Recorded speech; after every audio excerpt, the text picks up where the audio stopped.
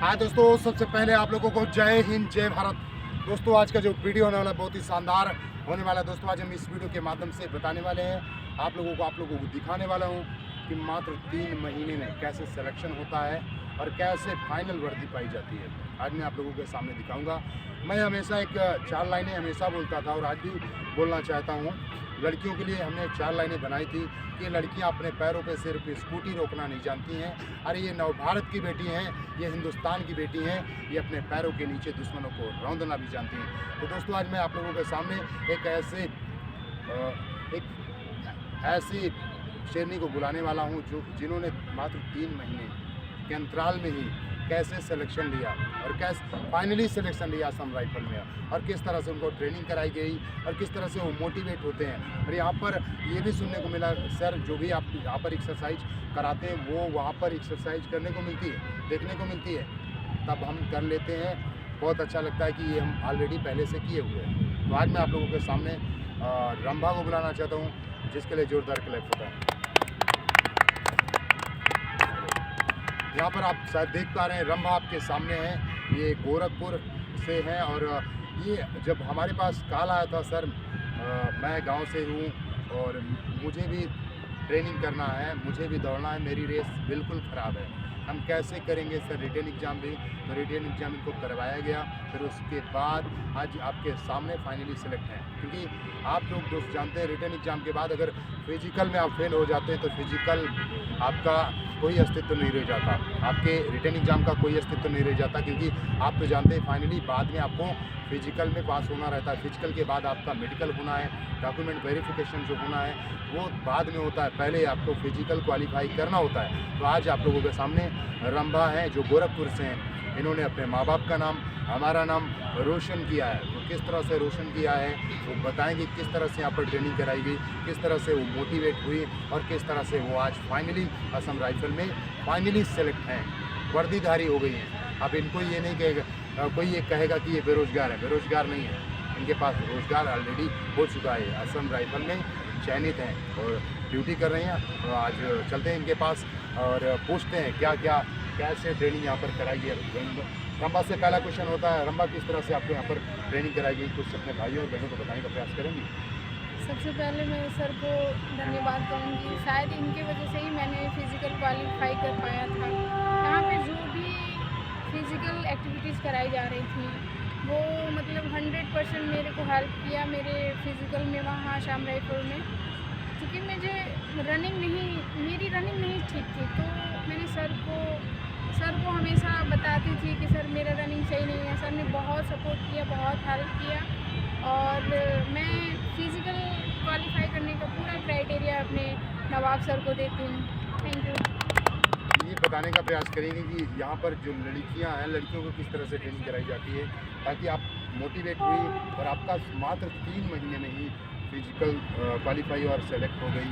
और पहले प्रयास में ही आप गांव से आई थी, यहाँ पर पहले प्रयास में किसी का सिलेक्शन नहीं होता है, लेकिन आपका पहले प्रयास यानी 6 महीने के अंतराल में ही आप घर वापस चली गई वर्दी के साथ। तो इसमें कुछ बताने का प्रयास करेंगे, जो लड़कियाँ हैं, जो आपकी बहनें, वो किस तरह से तैयारी करें, यहाँ पर किस तरह से एकेडमी में तैयारी करेंगे। इस ग्राउंड में नवाब सर के अंडर में जो जितनी भी फिज़िकल एक्टिविटीज़ होती हैं पूरी वेल मेंटेन डिसिप्लिन के साथ होती हैं। क्योंकि मैंने इनके साथ रहा है, अपनी मॉर्निंग इवनिंग की वर्कआउट भी किया है, तो उस दौरान मैंने देखा है सर ने कभी भी बॉयज़ और गर्ल्स में वो डिफरेंट नहीं समझा है, सबको मतलब इक्वल प्रायोरिटी दिया है। और इनका इनका सबसे ज़्यादा इफेक्टिव रहता है कि ये सबको सपोर्ट करते हैं, अपना 100% देते हैं। इनको देख के मैं बहुत ज़्यादा प्रेरित हुई और आज मैं फाइनली सेलेक्टेड हूँ असम राइफल। दोस्तों आपने देखा कि यहाँ पर रंभा से दूसरा क्वेश्चन भी हो गया, तीसरा क्वेश्चन रंभा से होने वाला है आप लोगों के सामने, जो असम राइफल में फाइनली सेलेक्ट हैं, चयनित हैं। तो आज मैं तीसरा क्वेश्चन पूछने वाला हूँ, किस तरह से यहाँ पर जो आपके भाई हैं किस तरह से तैयारी करें, जो आना चाहते हैं किस तरह से यहाँ पर तैयारी करें। आपने जैसे बताया यहाँ पर लड़के और लड़कियों में कोई भेदभाव नहीं है, लेकिन जो बॉयज़ हैं वो किस तरह से तैयारी करें।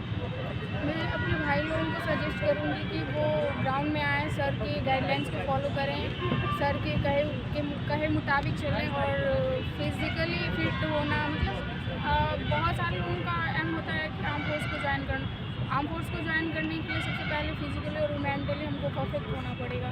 तो इसलिए आप लोग सर के साथ जुड़े, सर के गाइडलाइंस को फॉलो करें और अपने टाइम को अचीव करें। तो यहाँ पर तीसरा क्वेश्चन हो गया दोस्तों। चौथा क्वेश्चन आप लोगों के सामने रंभा से होने वाला है।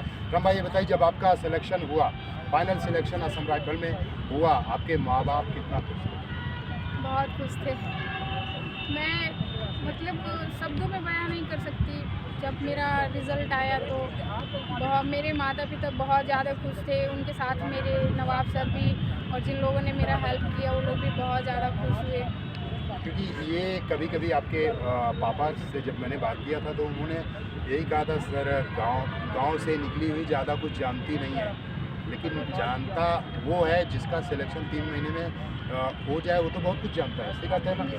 तो सिलेक्शन आपका हुआ, बहुत कुछ जानती थी। और इनका क्या क्राइटेरिया था, मैं बताने का प्रयास करूंगा दोस्तों। गांव से निकला हुआ बच्चा, थोड़ा सा उसको कुछ नहीं पता होता, लेकिन ये पढ़ने में बहुत तेज़ थी। फिजिकल इनका 0 था, लेकिन 0 में हीरो बनाने का काम हमारा था। तो हमने कहा कि आप पढ़ाई करिए, फिजिकल में आपको 0 से हीरो आपको हम लेके चले जाएंगे। और 3 महीने में मात्र इन्होंने मेहनत किया और आज फाइनली सेलेक्ट हैं। तो दोस्तों कमेंट बॉक्स में ज़रूर बताइएगा कि आपकी क्या राय है, क्या इन्होंने अच्छा किया।